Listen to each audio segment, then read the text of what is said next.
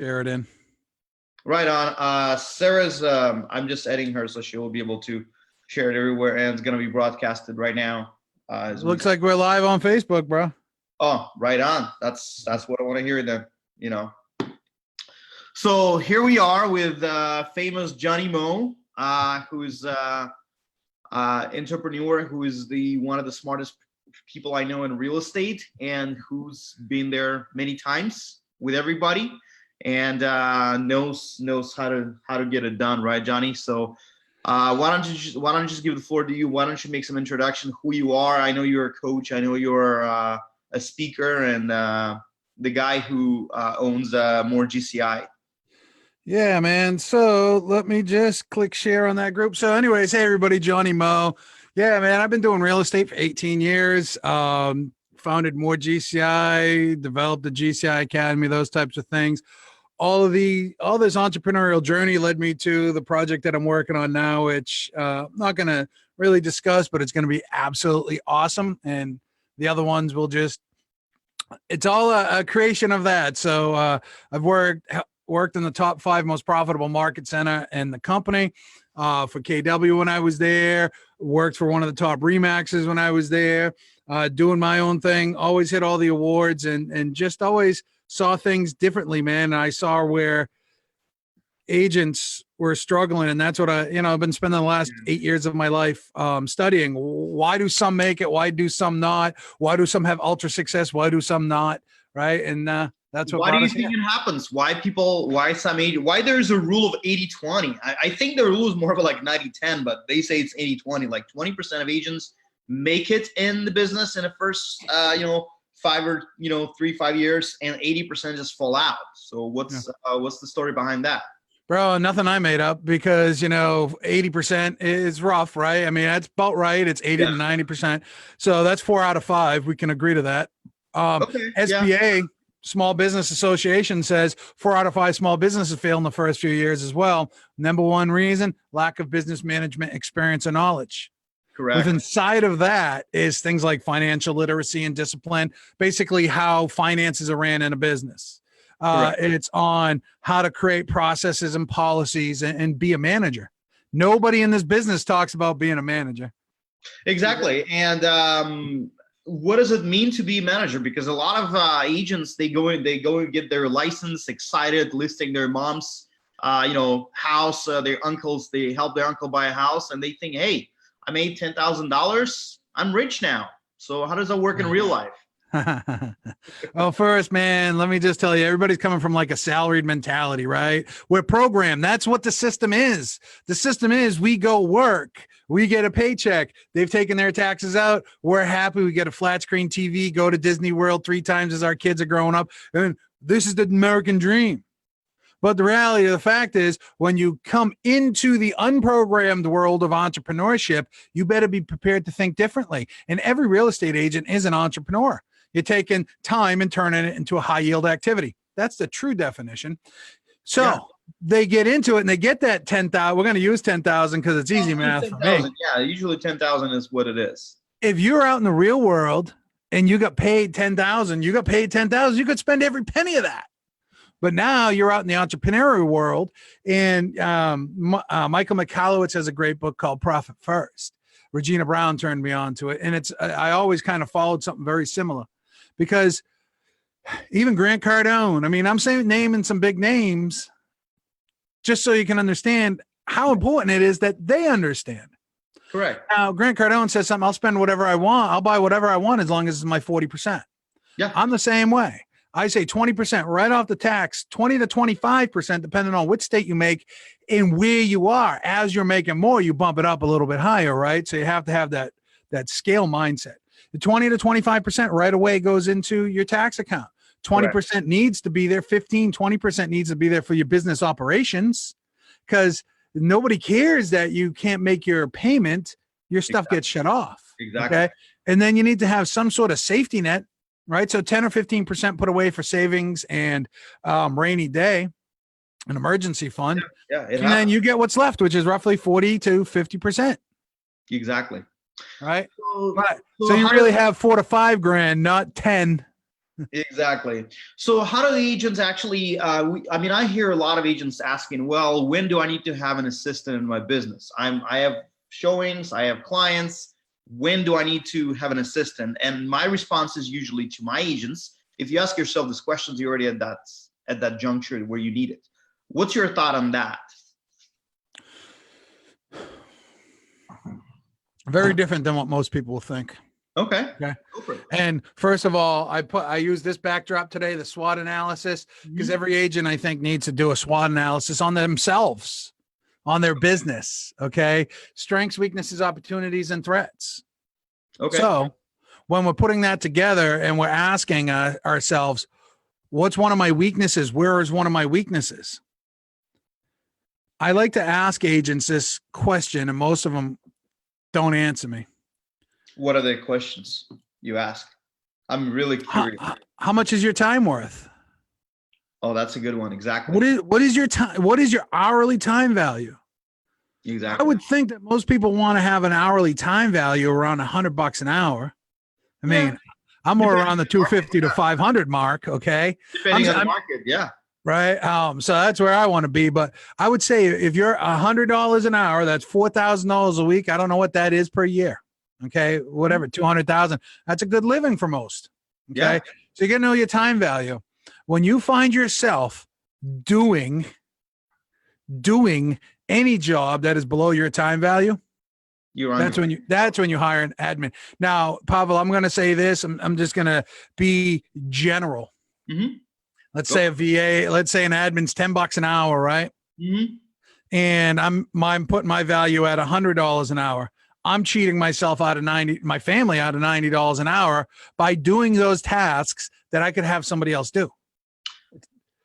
And again, this is the mentality. This is, I think, the mindset shift that needs to occur in a lot of agents, because they think that, hey, I'm not hiring an assistant because I am saving this money and it doesn't cost me anything. But they don't realize that it actually costs them their time, because time is the only commodity that everybody has the same of it, and we don't get it back.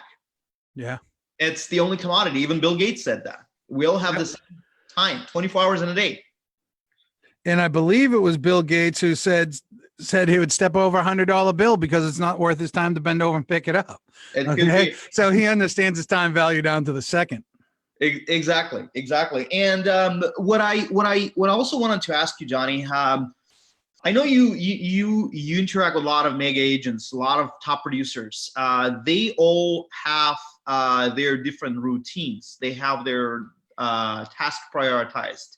And how do they use admins or assistants in their business to be where they are? From your personal experience and your knowledge, what do you think? Multiple different ways, really. And again, it comes down to this: what is your strength? Don't hire somebody to supplement your strength. Hire somebody to supplement your weakness. Pretty much. Exactly. Yeah. Right. Let me just say this. Anybody who's successful knows what I'm about to say is factually true. Their desks may not show it, but organization is the key to success. Okay. It's one of the instrumental pillars of success. Along with integrity and commitment and all those other things, right? But organization is one of the most overlooked, but most powerful thing, right? Now, I have a friend of mine who's uber successful. I saw what his daily routine was the other day. What his 4 things that he must accomplish in the day is. He knows his strength and he just does those 4 things. And I was like, wow, that's all you do now. That's it. That's beautiful. Yeah. Right. I'm in the middle of a startup. So I'm going Mach 9, 18 hours a day, right? Doing it because by the time I explain to somebody there's certain things I have to do, but I'm also laying out a whole program on where the VAs fit in, what their exact jobs are. And this is an overlooked part too, I think, Pavel. When you look at all of this, my mapping is beautiful. You have to look at it and say, where am I spending a lot of my time? When I do finally hire somebody by delegation, not abdication, meaning I'm bringing them in, I got to show them the right way to do the job. So now I have a policies and procedures manual. So I have to go through it the first time and create it. Now, when we start to hire people, I can just put them into the system and they're doing all those CRM kind of tasks, making sure the tags are being moved along, making sure the video content is being posted, making sure X, Y, and Z, whatever it might be. So basically, there's the operations manual, like Starbucks. You know, if you notice, Starbucks all the same around the world. So it doesn't mean that Howard Schultz went to every personal Starbucks shop and taught them how to make coffee, but they have standard operating procedures that, you know, it's basically plug and play, and the people just trained to have that, you know, training, and at the same time. That's why Starbucks coffee tastes the same everywhere. Same with McDonald's. They know 2 squirts of mustard, 1 squirt of this, 3 pickles. Yeah, there's a system to it. I think the same thing. And unless you have to look deep in yourself, right? So if you're going to start bringing on VAs, if you're going to start bringing on assistants, if you're going to start building a team, whatever it might be, you have to look at yourself. Now you're the leader. Exactly. And being a leader is very different than being the salesperson.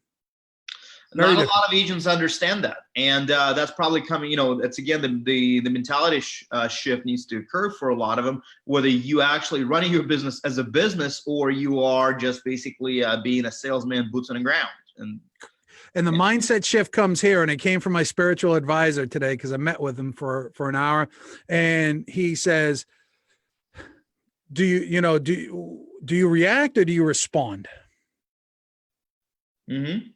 It had me stop and think. I didn't answer it. You know what I mean? It was just one of those questions that you don't answer. And so I think a lot of times agents, and listen, man, I ain't picking on y'all. I'm one. I spent 18 years in the ditch.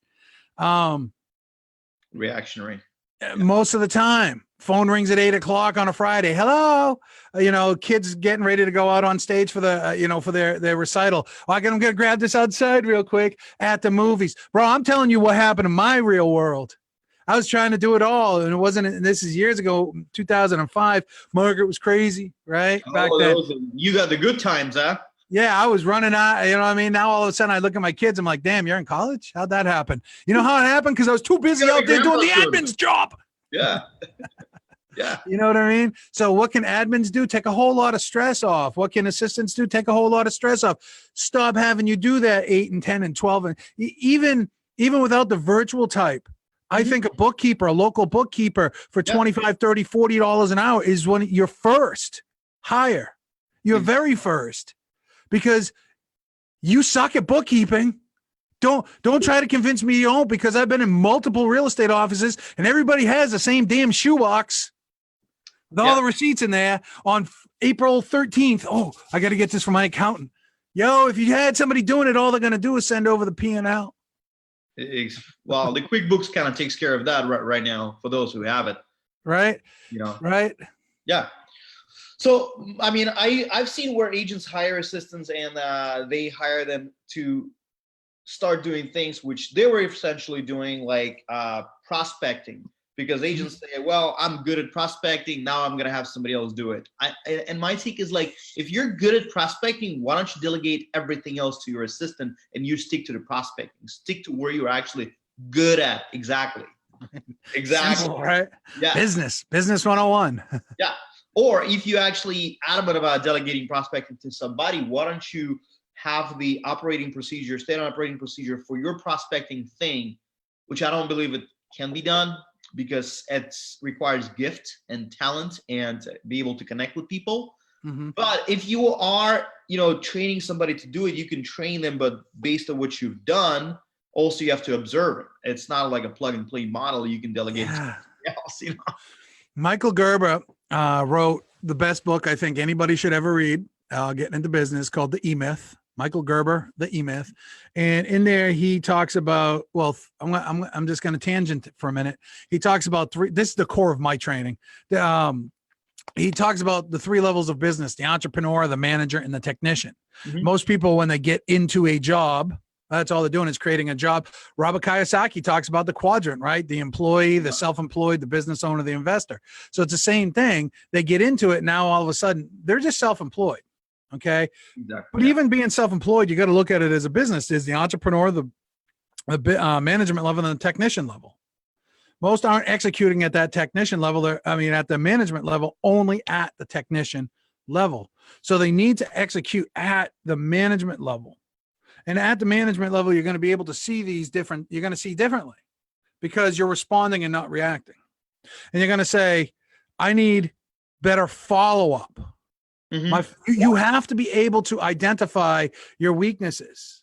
Okay. Right. And say, I need better follow-up, or I really want a great social media game. This is how I want to do it. I know firsthand, it's a lot of time and energy to try to keep a social media game going. Oh, especially the Facebook leads ads, to set them up and monitor that. Yeah, it's a lot of work. But I have to, just like my own business, jump in that trench for a minute and experience it, because I'm the one creating the system. Everybody's system is kind of the same, but everybody's system is unique to them. Right. So we have to jump in there, and we know that it needs to be done. So we have to get in there and give them how to do it and how you want it done. Doesn't matter how they do it, how you want it done. And that's where Michael Gerber talks about in the E-Myth, where you're hiring by delegation and not abdication. And I think a lot of us just hire the first person that says yes, and then they just do it their way. And next thing you know, 3, 4, 6 months down the road, you get rid of that person and your shit's all messed up. That's a very good point, Johnny. Thank you about that. It's hired by delegation, not by abdication. Another thing I wanted to note and maybe ask, I see sometimes, because I run a virtual assistant company, and we have agents come up to us and say, hey, listen, I need to hire a VA or an assistant, but the ROI has to be there. I'm asking, define the ROI. And I say the ROI means that VA has to bring me business. And I say, well, your VA is not a rainmaker to bring you business. But some people think, okay, if I hire the VA, I'm going to pay $10 an hour. So it's going to be, let's say, $800 a month, but which means that VA has to bring me $8,000 commission check every month, because it's by rule of 10. What's your thought on that? I'd ask them what they're doing right now that's any different than the VA, and why, if you're calling and you're having crappy luck, why you expect them going to have great luck? They're an extension of you. Okay. Yeah. And I also like to ask, if the VA is doing their job properly and whatever tasks you, the leader, okay, so it all comes back to you. And most of the people can't accept it because of ego. Yeah. Okay. Can't be them. Because when I was doing it, I was so much more successful. Then why aren't you still doing it? Exactly. Right. So it comes down to ego. So what I tell them is, it's not always about the VA or any kind of assistant is going to make you more money. What they're going to do is give you more time. Exactly. What you do with that newfound time is up to you. If you're not going out to nurture relationships, listen, I don't want to make phone calls. I hire people to make phone calls. Therefore, I don't have to make phone calls. So what does that do? It frees up, if I'm calling 2 hours a day, it frees up 10 to 12 hours a week, where I've always had 20-hour blocks, to go out and build relationships and network and do other things. That's my job. So if I'm going to hire somebody to make phone calls and I'm not going to do those things, I'm just kicking back watching Matlock reruns, then it's not the VA's fault. Exactly. My fault. Yeah, that's true. So what do I say about, I would say, how do you put an ROI on time? What's your time worth? The VA, if you're paying $10 an hour to that VA, is giving you $190 or whatever your time value is, $90 worth of time back. That's your ROI. To go do whatever you want to do. Yeah, that's your ROI. Exactly. Because again, we come down to time that nobody gets of it more, and everybody has the same amount given to us. Yeah. They don't make 25 hours in a day. No. Yeah. No. That's a very good point. That's yep. very good. And so I'm buying my time for $10 an hour. Exactly. And so that's what we try to reiterate to people, that hire for your weaknesses, don't hire for your strength. For your strengths, improve them. Why don't you talk about, I understand strengths and weaknesses, opportunities and threats. Okay. Yeah. Some threats, I'll just go to threats first. Yeah. Some threats are you're not going to do anything about. All right. Let's take Zillow, because everybody loves to talk about Zillow and iBuyers and all that other stuff. You're not going to do anything about it. No. You're not. So to understand that, Talk about it. That's it. You can talk about it, but you know what? You're not going to compete against those pockets down to their knees. Okay. So understanding what threats are out there and how can we best insulate ourselves from that? Oh, we can give bidder service. We can give this. We can have perks. We can have what VIP programs. We can, it helps you to be better knowing what your threats are. Because Zillow can't have housewarming barbecues. I mean, yet I'm sure they could some weird way figure it out. But you know what I mean? They can't have that deep connection to the community. Yes, that's correct. Yeah. And opportunities, what opportunities are out there? You're an entrepreneur. I'm an entrepreneur.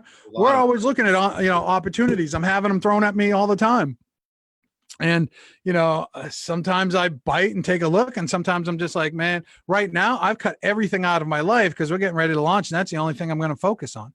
Yeah. So there is no, that's my opportunity. And, what other opportunities are out there? Do you have an opportunity to get involved in something like I'm about to launch? Do you have an opportunity to get involved? And were you invited to be on the charitable arm or the charitable board? The board of a charitable arm of like a hospital or something like that. I'm trying to say a board of a charity. There you go, Porky Pig. Yeah. Are you invited to some exclusive networking thing? See, everybody's so focused online, and online is powerful. It is. It is. It's amazing because you can do a lot of things. And what's really amazing that we all can work from anywhere in the world pretty much and connect with people. Even right now, I couldn't make to the office because of snow. I'm talking to you. You're in East Coast. Yeah. So imagine you have somebody that's handling all the online stuff so you can go do these other opportunities, which I think, and I may be wrong, but every agent I talk to that does this is freaking hugely successful. Be involved in their community. Being super local. Exactly. Now I'm talking about people that are selling 500 units with a team of 13. Numbers are great. I'm talking about somebody with 18 selling 120 million. Okay. I'm not talking about $5 and $10 million producers. I'm talking about the mega agent. They are all involved in their community and networking. That's how what is it? Exactly. What you're buying your time, y'all. What are you doing with that newly bought time? You invested $10 an hour. You got $90, $190 worth of time. What are you doing with that? Exactly. What are you doing? You have to basically explore the opportunities that present it, because right now you don't have to be the technician of, let's say, running your own CRM or the command or whatever it is, KV Core, whatever they offer. You have somebody else doing it while you can actually go out and do what you do best. Which is the more belly to belly you are, the more appointments you have, the more conversations you have, the more people you meet, the more you're going to do. It's simple mathematics. Exactly. And that's how mega agents, that's how they are mega agents, because they leverage the opportunity and they leverage the relationship. And by leverage, I mean they are involved where they need to be involved, and they don't get involved where somebody else can do the work for them. That's simple enough. So the person that trained me, I love him.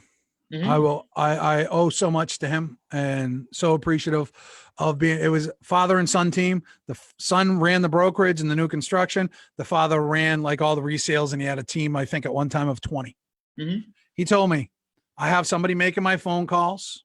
I have my assistant who's making sure that contracts are good and communicate with the transaction coordinator, making sure that my appointments are in my schedule. I have the CMA when I'm leaving. I go on 3 appointments a day. That's it.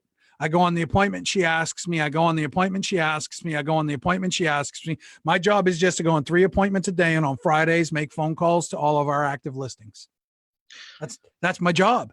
So he's got these other multiple people allowing him to do that. And at the end of the year, I mean, he was making over $1 million a year.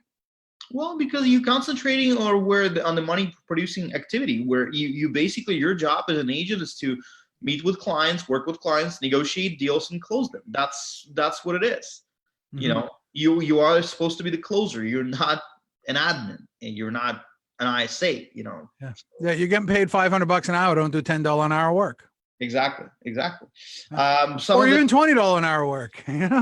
It depends. Yeah, it depends on the market. In Seattle, 15 hours minimum wage right now. So, Yeah.